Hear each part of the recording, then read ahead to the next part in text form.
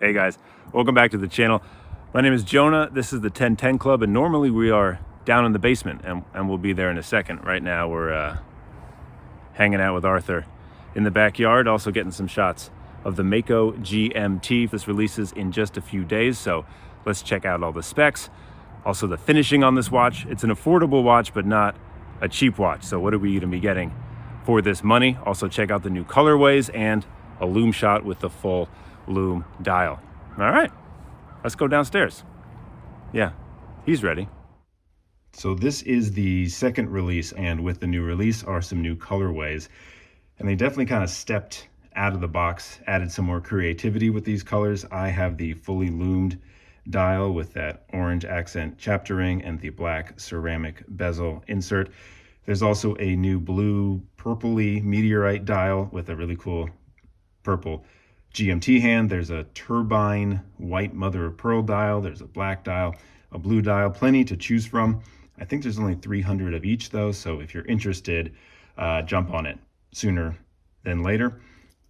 Also, they go on sale on the 11th, I think. I'll put down the official release date here. So this is going to be more of a quick overview and unboxing rather than an in-depth review. I want to make sure this gets out in time so you can have a better look at these watches before they sell out. So measurements first, a 41 millimeter in diameter watch, 46 millimeters lug to lug, but that is extended to about 52 with the bracelet poking out, 15 millimeters thick, but that does include that rather large double domed sapphire crystal, signed screw down crown that is Lume in that crown, 300 meters of water resistance. The Miyota GMT movement inside is Traveler's GMT. That means when we unscrew the crown and take it out one position, you can move the hour hand rather than the GMT hand.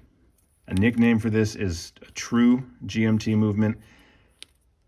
But if you want to talk about a true GMT, let's just look at the bezel instead.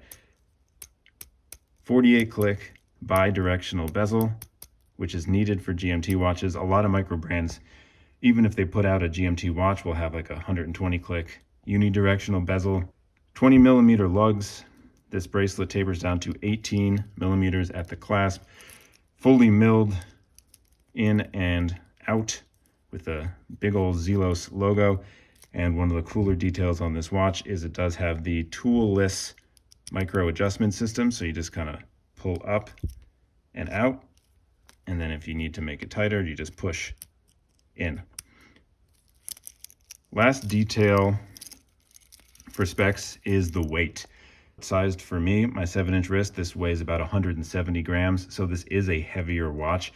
It also can fit at least an 8-inch, if not 8.5-inch wrist. I took out a bunch of links. So a lot of presence on the wrist. There's also kind of a top heavy feel when you wear it, but the good news is because of the toolless micro adjustments, you're always going to find a good fit, so it's not going to be sliding around even if your wrist swells or contracts during the day.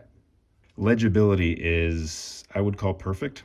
Kind of a shield index at the 12, then smaller shields at the 3 and the 9, a tiny little rectangle down at the 6, circular markers everywhere else, logo at the 12, and then pretty simple GMT, 300 meters, 1,000 feet above the date window, and that's it. A nice clean dial. Fully lumed bezel insert as well. And all this talk about Lume, why don't we do a Lume shot? This also is without any UV flashlight. This is kind of the palest I've ever seen it, and still it looks amazing. So easy to tell the time. Obviously the bezel is lumed, but those black indexes really just pop against that white dial, and you can see that hammer texture just a little bit better with the Lume. It's like pock marks. It almost looks like you're looking at the moon or some snow on a frozen lake. Just a really beautiful texture. And then once again, the Z is lumed. Looks like in a different color, but there with the 4 o'clock. The finishing on this watch is one of the highlights. Mostly a tool feel and mostly brushed surfaces, but they do have a few high polish surfaces, including that chamfer right there that breaks up the top of the lug and the side of the case. And another nice detail is that that high polish follows down the side of this bracelet.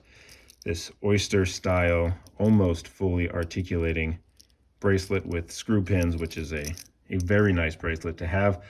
Also, speaking about tolerances, the bracelet fits very well into the head of the watch. Also, this is a rough surface, I mean on purpose. And then the back of the case, the Mako Shark, a little bit rough, but overall super well finished, super well polished where it's polished, beautiful brushing where it's brushed. Nice job.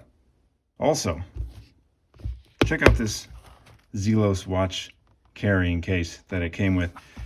Has notches that you can slide these pillows in and out of. Really well made. Nice feel with the snaps, smooth leather, kind of smells like sneakers. Has some padding on the sides, so nice added detail. And then all Zelos watches come with a warranty card that is cooler than the warranty, 1 year instead of 2, but check this thing out, huh? So there's the Zelos Mako GMT. They sell out quick, so if you're interested, I would jump on it. Links are down below. And leave a comment, let me know your thoughts on this watch, this Lume dial versus the first Lume dial they put out. Thanks for watching. See you next time.